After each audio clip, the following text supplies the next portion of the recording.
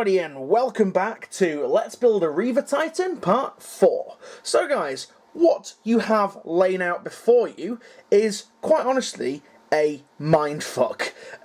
This is some of the assembly for the feet, just some of it, might I add. I have been quite terrified of building the feet and the leg assembly of this massive god machine, mainly because I really don't want to fuck it up. And I kind of normally I've got my support is Moggy, and if I get stuck on something, I'll take it around his. But because of this fucking lockdown, I can't go around, so I'm having to kind of like do it myself, so to speak. I mean, it'll only make my hobbying grow better, and it will help to make me a better hobbyist, and you know, I'll be able to say I did the whole thing myself. But goddamn, is this thing fucking complicated. So let's just take out the legs. So this is all glued now. This is all glued and pinned. This is never coming undone. I could probably throw this at like someone's head and their head would break before this would. But anyway, I digress. I'm putting off the rest of the bullshit that I've got to contend with. So it's oh goddamn, I just don't know where to start really, guys, on this. It's just mental. So the feet, as you see it, are kind of like this. These aren't glued, by the way. I've been told from multiple sources, do not glue the toes. Glue the toes. Well, do glue the toes, but glue the toes last. So they're just there, literally, so that I've taken a picture of them so I get them on right, because there's such subtle differences in the way the toes look, and it's literally this slight diagonal line going up here. That's the only real differentiation between the front and the back toes, and it fucking blew my mind. You know, when you look at something and you think, is that right? Is it? Is it right? No, it's not right, that. But is it? So I had to look at actual reference pictures from the Forge World website to find out, you know, which ways the toes go. So I was like that, and then I was like, well, hang on, what the actual fuck? Why don't I have any pistons that are like the same size as those holes? So I was like looking through each one, so I was like, is this it? No, that's not it. I was like, is this it? No, that's not it. It's nowhere near big enough to go in there. What the fuck? And then I realised that I was looking at them all along, and they're actually on the backs of these chunky bits here. These are additional armour for the pistons, and they're really weird because I thought these were just armour plates that went in between the larger armour plates. I'll show you what I've been doing with those in a second. But no, these take into account some of the piston themselves. So this ball joint here, this is one of the front ones, so I can show you on this. So that will go in there like this. Is able to move around so you can actually position it and twist it and do all that. But then you have this additional piece here that you've got to glue in separately. So I've epoxied this in so it's really in tight and really in well. I don't want it to pop out at all. But the issue is where they put like whether it's front, it's actually underneath there. So once you glue that in, it's impossible to see. But that's in there, and as you can see, that has a very defined shape in there. And then I deduced, through my powers of deduction, funnily enough, that these pistons here then will go into it like that, and they'll just fit into it keyed in. So you can actually, oh god, no, they won't come out. These will actually go in, and they can move up and down, and you know, you can actually position them where you want. You get a lot of freedom. That's a great thing about this kit, is that there is so much freedom to do what you want with it. But at the same time, with the freedom comes the fact that it's so complex. Like, I'm just terrified of gluing these pistons wrong and really fucking it up.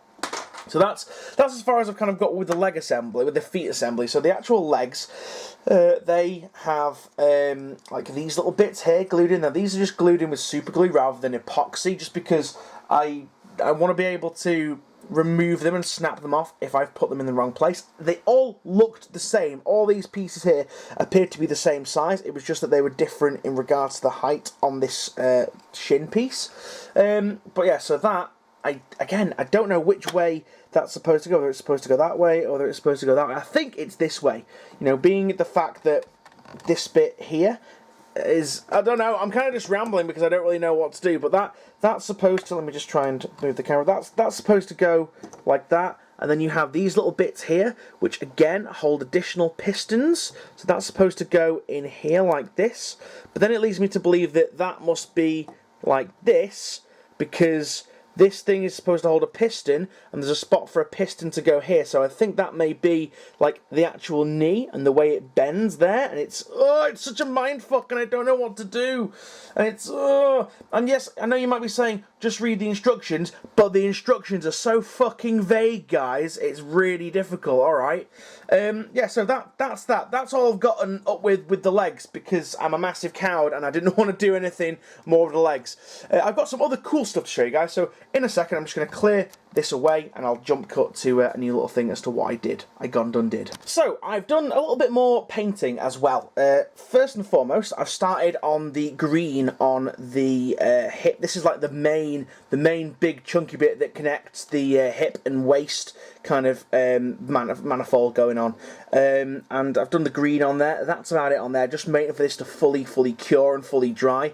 Because they use the Tamiya Clear Green, they are alcohol-based paints, so they do take a little bit longer to dry, and they stay very tacky for quite a while. This has been drying for about 2 hours, and it's dry to the touch, but if you were to press your thumb into it, you would get a horrible fingerprint in there. So what I'm going to do, I'm going to leave these little bits for a little while. Done that front plate there. It's got a little camera in its crotch there as well, look. Woo. And I've got like the actual shin armour as well. They're all the same looking as these. I'm not going to bother showing you guys the other ones because I've got them all down there, but these guys will stay drying for probably a few days before I start doing the trim on them, because like I said, I don't want to get big old thumbprints in there and ruin that beautiful glossy green. Let me just move the light a little bit, there we go, just to show you a little bit better. It doesn't actually look too bright on the camera. It actually looks very dark, but I can assure you it is exceptionally bright and emerald green in real life. So I did that, and then I decided to go, do you know, motherfucker, where the fuck have I just thrown that? Oh, it's fallen down here. And I'm moving the camera. God damn, I need a better desk space. So I decided to do those, but I also decided to do some actual proper painting and finish off some stuff. Now, the first thing I did was one of the weapon systems, and the weapon system is the big missile launcher that you get on top of the Reaver. Very happy the way this turned out. I'll explain some things about it. First of all, I need to do some more little detailings down here on the side, and maybe some more stuff on the back here, maybe add some little glowy lights and things, but other than that, that's pretty much done. I also put a big massive fuck off magnet in there, drilled it out. There's something quite satisfying about drilling magnets, I find, guys, and like putting magnets and things when they sync up and they fit perfectly. It just really hits the spot. Let me try and zoom out a little bit more. There we go. So that corresponds to another magnet in there, and as you can see, it is a very snug fit, and that's not coming out for anybody. That's not, if you even if I jostle it pretty hardcore, it's not going to come out. So that's the missile pod. Now, a few people, I posted up on Facebook and Instagram about the I'm going to put the missile pod up, and people are like, why have you painted like red and yellow? Why not all red? And the reason for that is I think it adds a little bit more colour to the miniature, and also it's, for me, it would make sense for a huge war machine like this. If it's going to have a missile pod, like I imagine that these are like fairly small, and there's like rows and rows and rows of these back here that they just like rack up and like slide into place when they've been fired, you know, so they can fire multiple shots. But why would you not have different yield warheads, like different yield missiles? So with a lot of the infantry stuff that I've done in the past, I've always done like a red and a yellow, one to represent frag, one to represent crack, because obviously you can fire two different types of shots. That's what I've done with this. Now, I know each shot is the same, but it just looks cooler, and it just looks a little bit more different.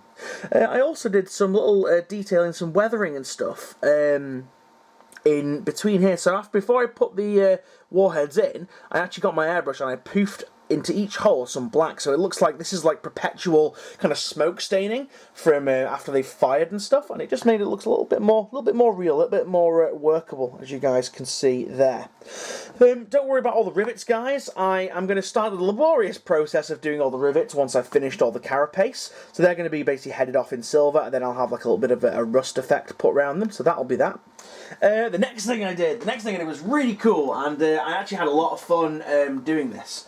This is probably got one of the biggest pins in it that I've ever done in my entire life, and I'll tell you that in a second. So this is the Volcano Cannon, or what I like to call the I don't want any friends cannon, because this cannon is made for shooting other titans. And one of the guys at the gaming club that I go to, Blame the Dice, he's got a Reaver Titan as well, and he wanted a Titan battle and a big apocalypse game. So I was like, well, I'll get a Reaver as well, and I'll do it. And then I decided, you know what, I'm going to outfit my Reaver with something that can really fuck his Reaver over, which is this, because he doesn't have a Volcano Cannon, guys, and I do, and it's ace. But just look at this cannon, it's awesome. It's just, is that not just one of the sexiest looking cannons you've ever seen? You've even got a nice bit of heat blowing effect on the end of the barrel there as well. But just look at that beautiful, beautiful barrel. It's just, I just want to caress this cannon. I just want to love it and snuggle up to it.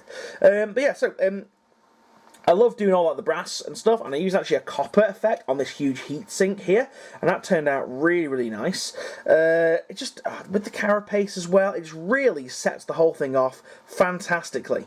And I'm going to obviously have to redraw this and like put a magnet in and stuff, but apart from that, this thing is pretty much done.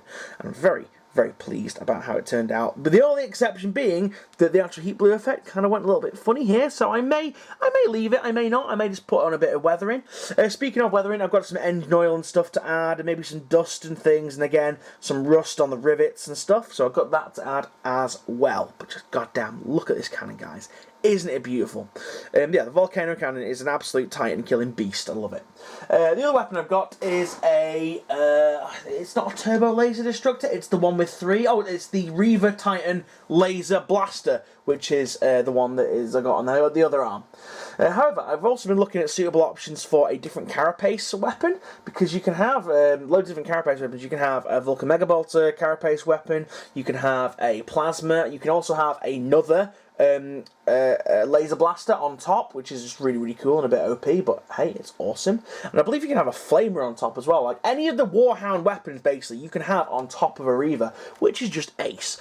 And also, I found out as well that way back when, in the days of Epic, you could have Reaver Titans that were just all missile pods. So they had a missile pod on top and a missile pod for each arm, and that would look freaking cool. So one day I'm going to try and get a hold of 2 more missile pods and actually make that happen, because that's just going to look ace. Just this walking missile platform shooting the shit out of stuff. It's going to look absolutely fantastic.